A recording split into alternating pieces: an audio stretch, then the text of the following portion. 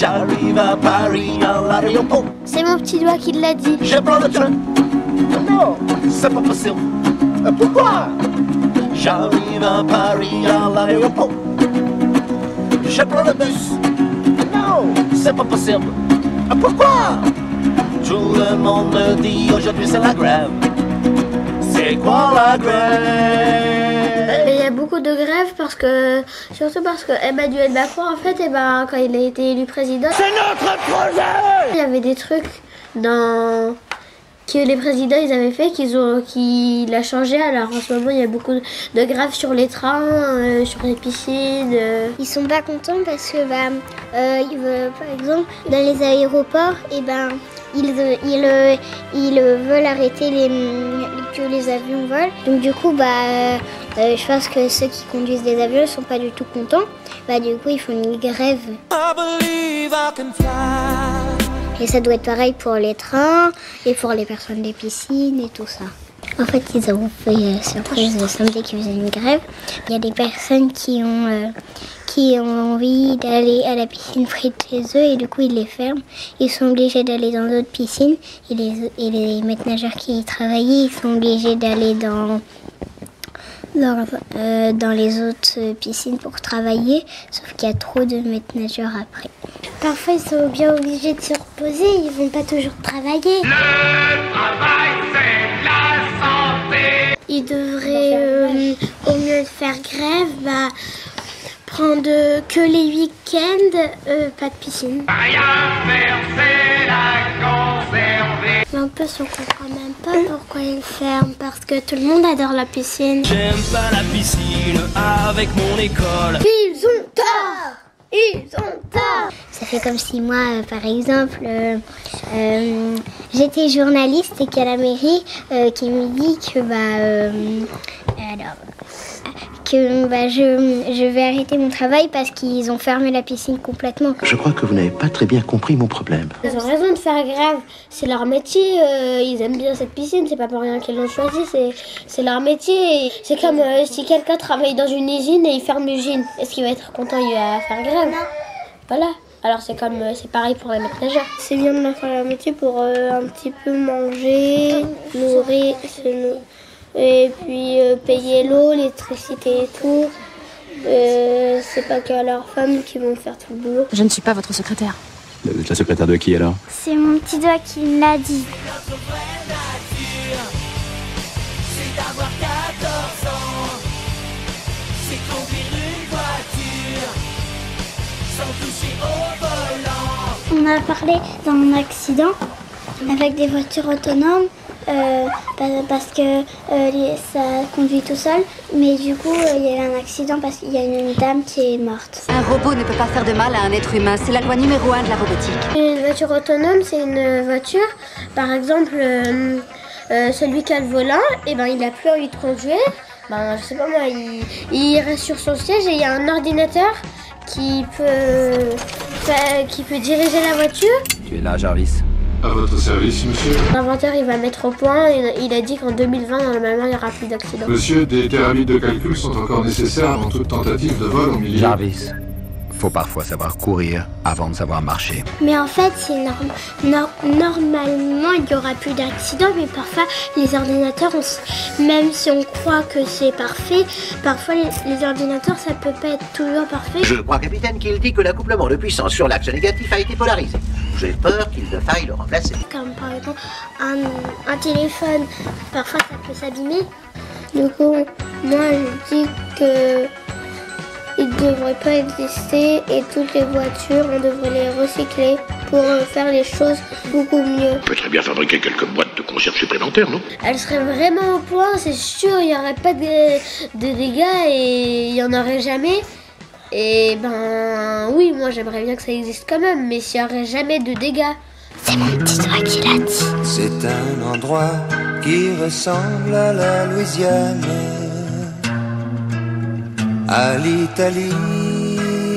Dans un pays, je sais plus c'est lequel, mais ils ont un volcan qui s'appelle Etna, de magma. En fait, il gonfle et il dégonfle. À chaque fois, ça fait des fissures dans le volcan. Et il y a un village qui habite un petit peu en dessous du volcan. Un petit village résiste à l'envahisseur. Et les fissures, comme elles se mettent près du magma, et bah du coup, ça pourrait créer des éboulements. Il est en train de glisser dans l'eau, le volcan. Je pense que vous vous dites que c'est de la folie d'habiter juste au-dessus d'un volcan, mais les gens ils font ça parce qu'en fait les terres de volcan, elles sont l'agriculture, elle pousse plus vite et elle est plus bonne. C'est bon, bang, boom, j'ai la solution, des tonnes de graines pour des hectares de plantation. J'habiterai pas parce que à côté d'un volcan, parce que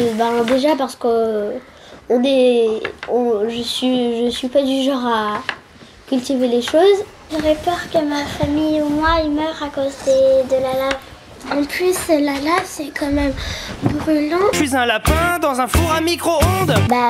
Ça pourrait pousser ma maison dans l'eau et si je ouvrirais la porte, je serais morte parce que j'ai pas de lunettes, je sais pas nager sans lunettes. La vie parfois fait plouf.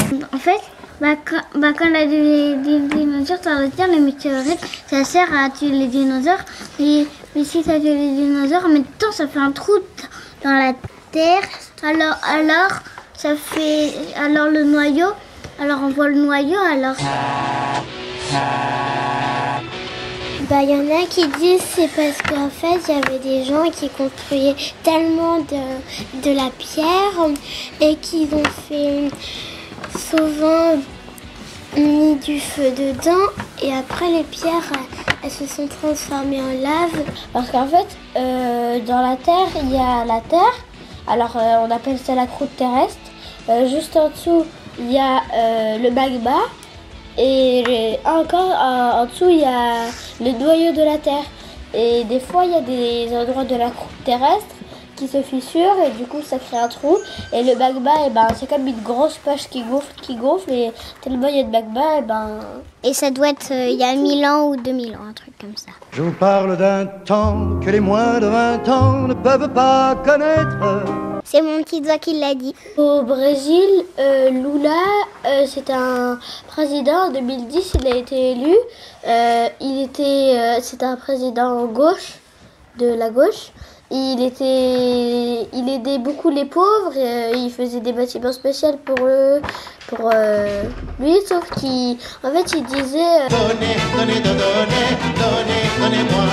Faisez-moi ça et j'aide plus votre usine par exemple, ou donnez-moi ça et je vous fais un cadeau. Et ça normalement il n'y a pas le droit. Alors du coup il est allé en prison pendant très longtemps et il a refait un discours. Moi, président de la République. Alors le Brésil, il y en a qui préfèrent même avoir un président malhonnête et pas avoir l'armée qui dirige, mais il y en a aussi qui préfèrent avoir l'armée qui dirige et avoir un président malhonnête. Et du coup, le Brésil, il se pose cette question. Si j'étais les Brésiliens, je préférerais avoir un président malhonnête qu'une armée qui dirige. Il a vaincu une armée. Tout seul avec son épée. Parce qu'une armée qui dirige, je trouve que c'est pas très bien et moi j'aimerais pas être dirigée par une armée. Peut-être c'est parce qu'en fait, ils veulent qu'un président parle pour diriger le monde, mais ça se fait pas parce que en fait un président ne peut pas diriger tout le monde. Bien sûr, je connais pas non plus tout le monde dans le monde, mais à mon avis, non. En fait, j'ai une question, c'est que pourquoi en fait ça serait soit lui, à l'armée, il y a personne d'autre qui se présente dans leurs élections ou c'est une seule personne tous les ans? J'aurais préféré à la place de l'armée un président honnête mais qu'avec les pauvres. Il y a des patrons de gauche. Je tiens à vous l'apprendre. Il y a aussi des poissons volants, mais qui ne constituent pas la majorité du genre.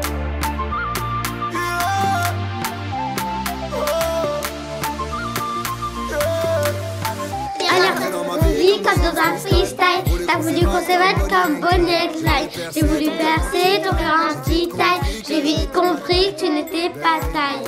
Baby, alors on va où? On fait quoi? On s'enfuit loin d'ici. Chocolat, chocolat, chocolat,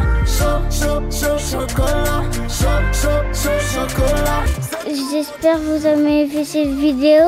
N'hésitez pas à mettre un grand pouce bleu et à vous abonner.